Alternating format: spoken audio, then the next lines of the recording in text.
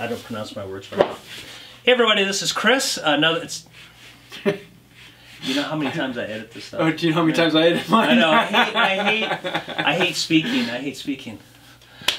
Hey everybody, this is Chris. It's time for another edition of Chat with Chris. I'm here in Rockford, Illinois with James Wright, whose YouTube channel is called Wood by Wright. Hey y'all, I'm Wright. Hey, I really appreciate you letting me stop by today. And we're going to do a shop tour a little bit later, but I just want to start and have you introduce yourself and tell us a little bit about how you got started in woodworking. Cool, thanks Chris. Well, I am a woodworker kind of by birth. My father brought me into a shop when I was 5 years old, and I've been making things with my hands anywhere I could. We made all the furniture for his house growing up, and woodworking is just kind of in my blood. It's a passion for me and something I've loved for most of my life. Well, when we got married, I started a shop. We had a 3-car garage, and I had it completely tricked out: table saw, bandsaw, joiner, planer, the whole 9 yards. But then we had to move for a job, and so I put everything in storage, and then we had to move again, and I sold a few things, and we moved again, and I sold more. And then we moved into a house that had no garage, no space for a shop, and I sold everything I had. And I basically came to the point where I said, well, I guess I'm never doing woodworking again, which kind of hurt, because it was almost a part of who I was. Right. And at the time, I was a stay-at-home dad, and I had 3 kids, and I just wasn't wanting to start up a shop and have all 3 kids in the shop. And it was a hard time for me. But when we moved into this house, I watched a YouTube video of a guy making a hand plane. Worth the effort. Really cool channel, does a lot of great information on hand tools. But he had a grooving plane that I thought was just phenomenal, and it rekindled the whole fire for me. And I started thinking, with hand tools, there's no dust, there's no noise, they're far safer, so I don't have to worry about the kids being around when I flip on a table saw. And it was just kind of less space. Yeah. And so initially, my shop is 8 foot by about 10 foot, and I've slowly taken over more and more as my wife has been turned around and not noticing. But I can do it with my kids. I have them at their workbench, and they can be working right alongside of me, and it's just one of those epiphany moments of wow, this is cool. Yeah. And it brought back that whole joy, and on top of that, I get to learn woodworking all over again. Exactly. I get to enjoy the wood again, but the art, and it was like a whole new rebirth of woodworking for me. It's really interesting because I don't meet a lot of people that start with power tools and go to hand tools. It's normally the other way around, so that's really interesting. So how long have you had your YouTube channel, and what's your objectives of the channel? Well, the channel has been online for about 2 years now, but initially it was just me cataloging what I was doing. So the actual start of making a channel that was informational and educational is just over a year. Okay. So it was kind of it was one of those weird things. Once I started it, I realized people actually wanted to see more about this, and it was kind of What was the project that people really spurred onto your channel? It was the coffee table I have in my living room. I was making it for my wife for having a coffee table and just kind of experimenting with hand tools, and people were interested in it and wanting to see more, and so I answered a few questions with a video, and that created more questions, and so I made more videos, and now it's like educational hand tool woodworking. Yeah, so that's it's great. My reason for Wood by Wright, secondary is to teach hand tools. Primary, it is to teach the joy of woodworking. A lot of people have a shop and they think they're going to make furniture, and it's all about the end project of creating that perfect piece. And I really kind of want to change that and bring it back to, no, a shop is for fun. A shop is a place to get away. A shop is a place to, just break loose and do what you want to do. And if you're not having fun with the process, why mess with it? Exactly. Why force yourself to be so perfectionistic that it's... Yeah, if you see my videos, I'm very much a chopper, not necessarily a finished carpenter, but I really do enjoy it. It's all about the joy of it, you know. And so when you're making your videos, what do you do to kind of balance that need for perfection, because you've made furniture in the past, and the need for just trying to be more natural in how you go about it and getting the joy out of it? Well, I try to show off imperfections or things that I've done wrong. It's not always possible. Anytime that there's like a teaching moment for, oops, I did this wrong, You know, I love to show that off. I did an entire video. No, I don't have that anymore. I keep that away. But I did an entire video where I was making a cabinet scraper, and I completely botched the entire project. Well, I thought, you know, let's make a great time. So I made an entire video about my messing up and all the problems that I had with it. And I love showing people that, and that there is a reality that you see all these woodworkers and they make the perfect things. And I really kind of want to show that it's not that way for everyone.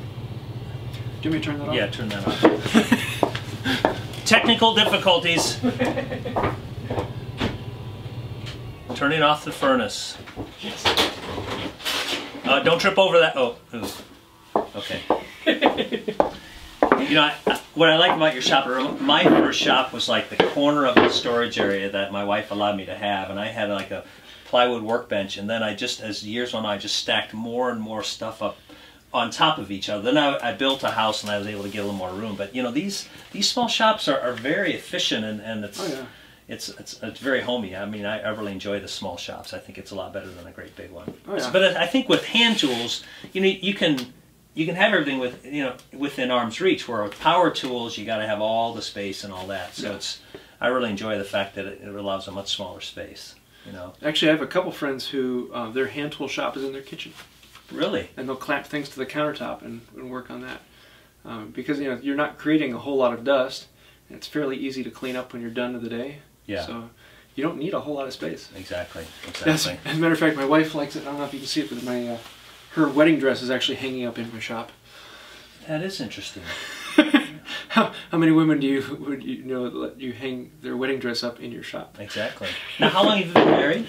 11 years now. 11 years. And how many kids do you have? 3. They're 3, 5, and 6. Wow. And so you're a stay-at-home dad, and so are they at home all day right now?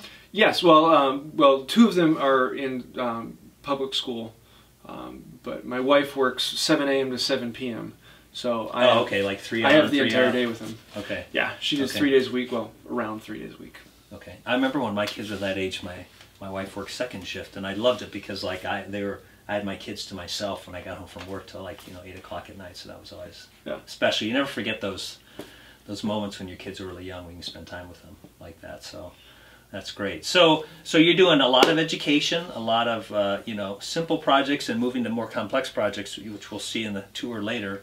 But what's kind of next for your channel? What are you thinking about maybe longer term? I mean, you started this kind of accidentally, which I think how most people start the YouTube channels is accidentally. But what's the longer term thought for the channel and how you're going to approach it?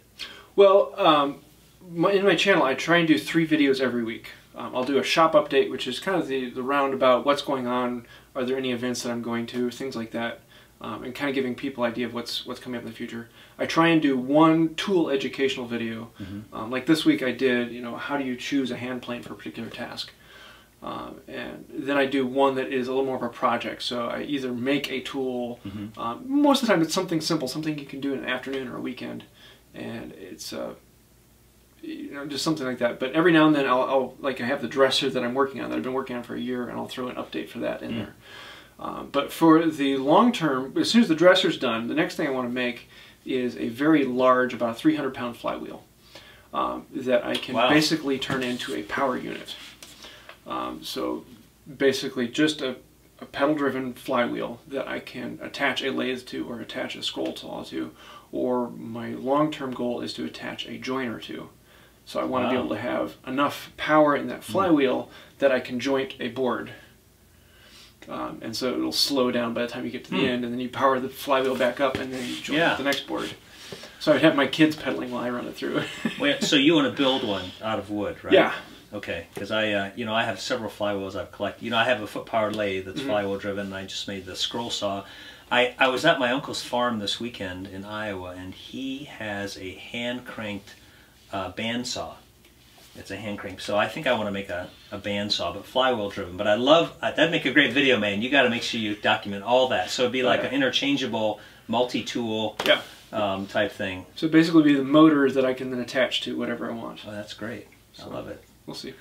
But my long-term project, later this year we're going to be buying a new house, and I'm trying to find a piece of property that has woods on it, and I would love to have a long-term project of harvesting the woods on the property, drying it, and building a shop, frame built, so that not only the tools inside, but the entire shop was completely hand built. Oh, that's terrific. You know what you should do is if this all works out, you should invite other YouTubers and we come and help you. Oh, exactly. I mean, it would be awesome. We all show up for like a week. We hang out. We have a campsite. You know, we chop the trees down or harvest them, split them, and that would be an awesome thing. I know some other people are trying to plan some events like that for other YouTubers, and that would be cool. It would be a destination, you know. So that's definitely on the list. Yeah, well, keep us all in the loop. We'd love to help out. I definitely would. I've got plenty of tools, as you know, for splitting and all that stuff. So. Sweet. And we have to do it by hand now. Yeah. Like we're going to have to bring broad axes and square them up with the broad axes, all that stuff. Yeah. That'd be great. That would be a not only good for one channel or one audience and sharing the information one site, but you get the whole broad aspect of channels being able to help each other out. Sure. And then spreading that information. I mean, how many people out there have ever squared up a timber by hand or have any idea how it would have been done? And you could show different methods by different tools. Oh yeah, that'd be awesome. It would just be a blast of the time. Tell us, make it happen. Let's make it happen. Yeah. Hey, listen, why don't we do a shop tour now? Sweet. All right. All right. Are you ready? Sure. All right. Let's do the shop tour for Wood by Wright. Okay. Well, welcome to my shop. This is where all the fun happens. Let's start with the heart of the shop, which is my bench. This is made out of Douglas fir. It's actually construction grade timbers. Even the legs are 2x4s that are sandwiched together. So the whole bench cost me like $24 in lumber. That's awesome. You can't go wrong with it. It took me sweat equity, man. That's what it's all about. Yeah, and almost everything on it was just junk I had lying around or scrap. Even the vise I got off of Craigslist for, I think I paid $5 for it, which is a phenomenal deal if you ever looked at a decent face vise. And how do you weigh that down? I have about 200 pounds of white oak that I have here. I bought a deal of white oak a couple years ago on Craigslist where I got 400 board feet of white oak for 50 cents a board foot. Wow. And I've been slowly whittling away through it. You can see the pile back over in here. And yeah, I still have ways to go. I also see you have your camera set up here, so the lights are always for most of my shop videos, I'll have the camera shooting across, and that way I can have all of the tools as the backdrop. But then I have the cameras with the two soft boxes with a nice. There's a GoPro setup. That's very good. Yeah, I've been experimenting with this for another shot, so I can do overheads or other angles. But the nice thing with this magnetic thing is I can put it that's awesome. Wherever I want. That's great. Power it. Take advantage. I mean, you take a low ceiling, which some people may not like, and turn it into an advantage. Yeah. Well, that's the nice thing with the camera is that I have the top of the frame right at this, and so it looks like the ceiling's much higher. Yeah, you can't even tell. It's right there, so. That's great. But yeah, my tool wall. This is really a collection. It's taken me about 2 years to create this, which isn't that much. But really, when I started with a number 4. Let's see, where is it? An Irwin saw, and then a set of Harbor Freight chisels. And I paid $12 total. And this was the beginning of my shop. That's great. That's how they all start. Some people think you gotta, I don't know, spend all this crazy money and do all this stuff, but you start small and build up. And I mean, I built my bench with that, and the rest of it you're going to find at garage sales and things like that. So it's really not something you gotta dive in and buy it all. But a bunch of the tools I've made myself. A bunch of them I found at garage sales. I have a couple that are gifts, but I really haven't spent a whole lot of money on my shop. Which is kind of the nice thing about hand tools. Exactly. Exactly. Now, the one thing people are always asking me about my sharpening station. This is kind of a Paul Sellers design with having the diamond plates inset, but I've also put the leather strop on here, so it's the same motion going through all the diamonds and into the strop. And I really like that. I can smart. Have rubber feet on the bottom so it doesn't slide, but I can pick it up and put it wherever I want. But yeah, the other thing that everyone's talking about is the clamp wall. Yeah, I saw some comments on that. These are, let's see, these two I made. and I have a video on that. They're just a simple sliding with a stop. But the rest of them I've slowly picked up over the years on Craigslist and garage sales, and I absolutely love these things. They're fun to use as opposed to like a pipe clamp or something. I don't know.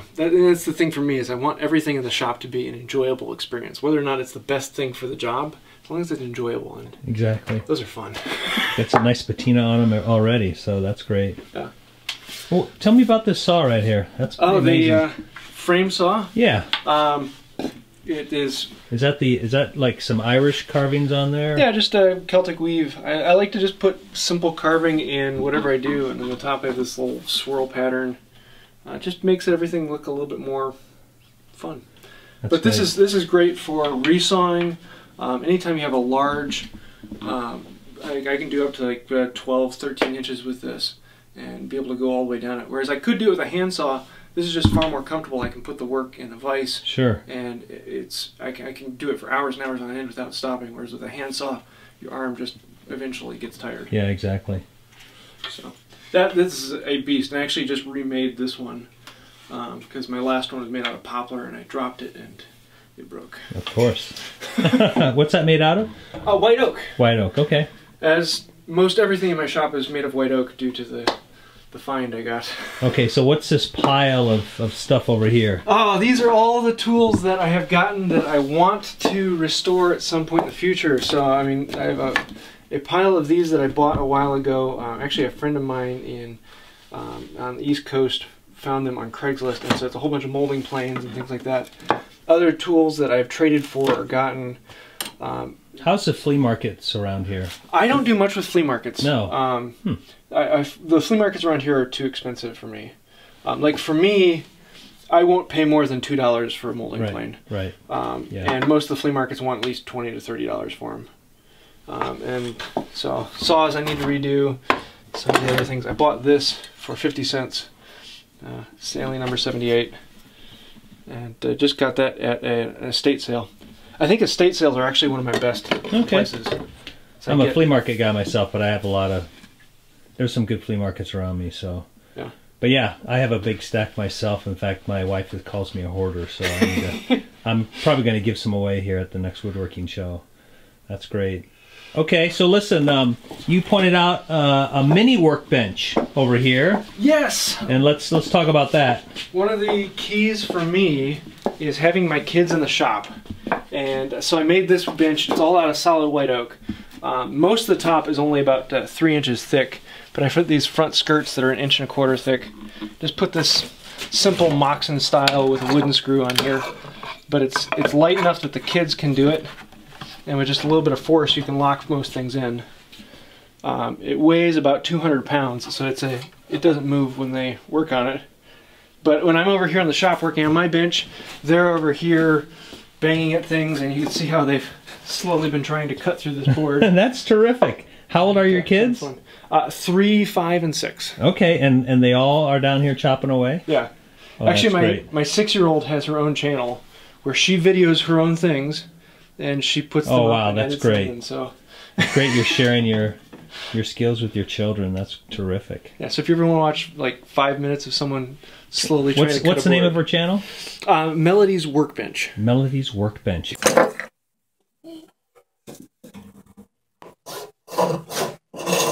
Is there a link on your channel? I don't think there is actually.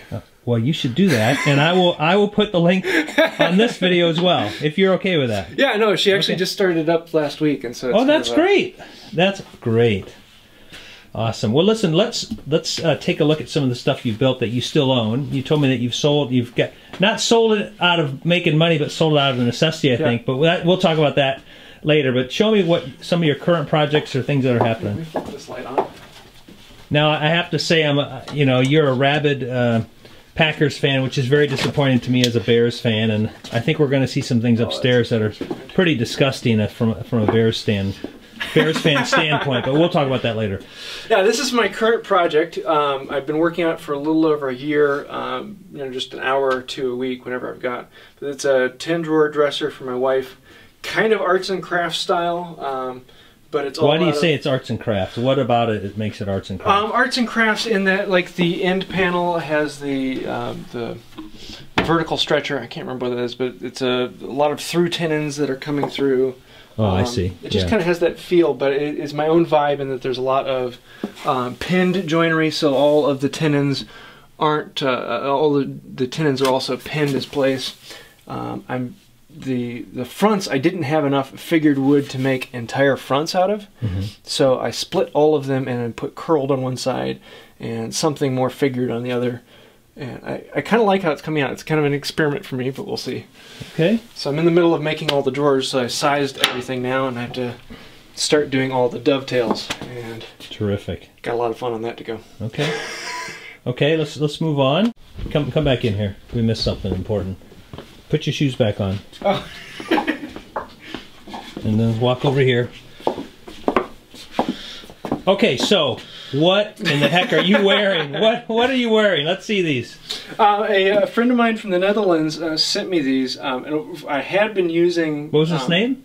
Rob. Rob's Workshop, actually. He's Rob's Workshop. But I had been wearing flip-flops in the shop, and I've been getting all sorts of weird comments about, you shouldn't be wearing flip-flops, they're not safe.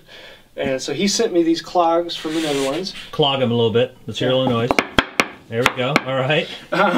So I really haven't done much of anything to them. I've carved a little bit of the top. I put an insole in here, and they are really one of the most comfortable shoes you can possibly ask for in the shop. And not only that, they're safe, so if I ever drop anything, that's true. I'm protected. That's true. That is the big thing. I'm going to be doing a lot of decorative carving on them here soon. But that's great. Yeah, I love them. What do you want to see? Right here. Yeah, this is actually made out of an old drawer, and so the drawer is upside down. You can see it's hollow here. And for Christmas one year, when I first got into hand tools, this was something that I just quickly whipped together. I took the drawer, cut this notch out, and I actually have a slip in here so that the drawers, these plastics, can just slide in here. And creative. Just put 2x4s on it, use a coat of paint, and voila, I have a Lego table. And the kids play at this for hours every day. And that's great. Scrap from the shop. Perfect. It's the easiest way to do it. And this is something I actually just finished 2 days ago. It's designed for a photographer who wants to do babies, so they can put an infant in here, have them falling asleep on it. Oh, great. And yeah, it's not something I'm terribly proud about, but yeah, it's great. It was a quick and simple project. Now you are also very techy, so I see a mammoth curved display here. Yes. Why do you have that? Well, for editing, because I can. Here, let me pull up this, so you can actually edit full screen, and so I can actually have other things over here. I find some things work better vertically, but a 35-inch ultra wide screen is just, yeah. Once you get to something this size, you don't go back. I love your face right there. that's a little blurry, but okay. And did you say you just built your own computer? Yes. So I just built this this December, and it's a 10-core, 4.2 gigahertz with 64 gig of RAM. I think 64 gig of RAM, and I've used all 64. You can use it all. Yeah. Well, actually, when I'm editing a video, all of the files are basically loaded onto the RAM, so I can edit that fast. Oh wow! It is. Now I saw something I've never seen before, and I hope I never see it again. This is like a stock of Green Bay Packers team right there. Yep, I am an owner, and I get to go to the owners' meeting, and I get to have a say in what happens in a national football team. Wow! So yeah. Cool. All right, let's move on. Let's move past the Packers. Get back to woodworking. Now I would love to show you the table that I used to have, but I don't have it anymore. Oh well. Oh well.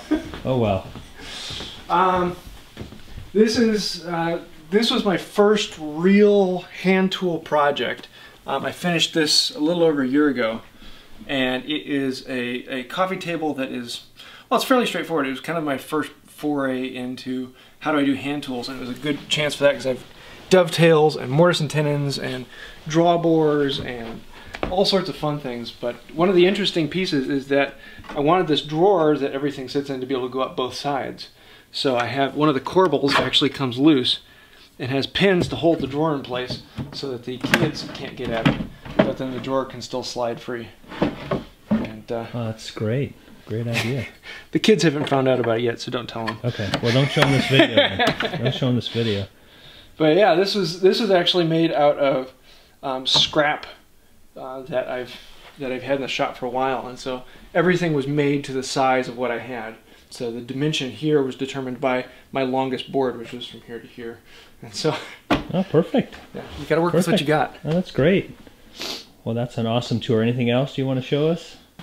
Okay, hey, that was an awesome tour, but I love all the tools you made. So why don't you take us through some of the tools you made and what your process was? Sure. Well, one of the backgrounds for me is my pride is making a tool that fits me, because I am a weird and crazy person, and everyone out there is going to have their own intricacies, so I want to find a tool that fits me exactly. So I started with plane, which, you know, a grooving plane seems kind of difficult, but really this was like 2 hours, and I did it right when I first started woodworking. I made it out of a piece of firewood, not even scrap, just firewood from the backyard. That's great. But that's, you know, gone to another curving plane, and then on to another one from a Bad Axe, Blackburn Tools, their kit, and I've seen this symbol before. Why do you carve that particular one? And I see it on your saw as well. Well, I started when I made this. This was my father-in-law's axe, and so it used to be, you know, a full axe. And I thought, you know, I just want to make a small, heavy hatchet for in the shop. And so I made the handle out of some ash, and the handle was just blank. Right. And that just doesn't look good. And so I thought, oh, I'll just do some carving. And so this is my first attempt at just playing with carving. Okay. And I saw this and I just fell in love with it. And now everything I make has some carving in it of some kind. And so it's just kind of one of those key moments of, oh, I got to carve everything now. And so I like to finish a lot of those. Like my most recent frame saw, this beast that I just put out. That is beautiful. I mean, that is just beautiful. It's, you know, carving on both ends. And, wow. It just makes something special, makes it more unique and more who you are. Exactly. But I mean, things like panel gauge, marking gauge, or even a scratch stock, which is kind of a marking gauge, but okay. Not. And then on to clamps. These were I bought a whole bunch of mine on Craigslist, and people are just always asking me, how in the world do you make these? And so I did a thing with Wildman Tech, where he made the metal parts and I made the beams, and so we actually had an entire video set of how do you make these.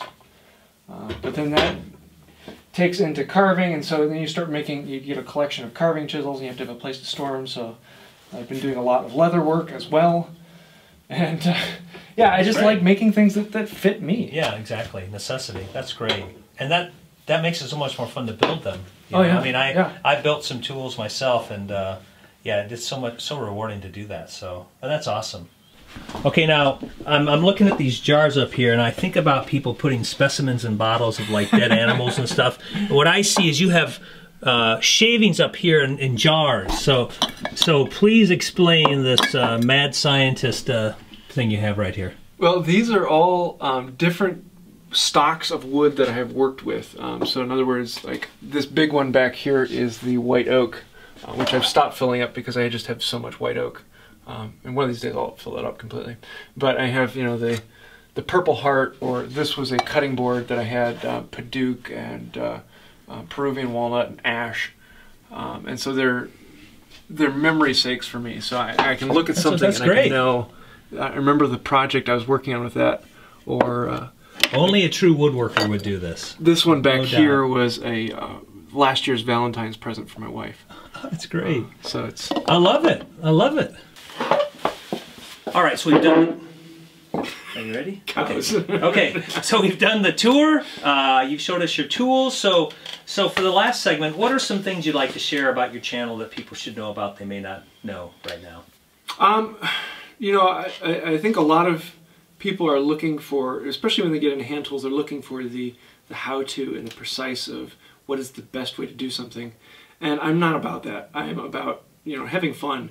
But I'm more about the community and the aspect of that. The fans I have on the channel are just out of this world.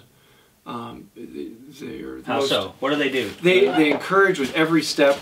They're helpful, and just anytime I'm experimenting with something, like, well, have you ever tried this? This might actually work better, and I get a lot of great information on that.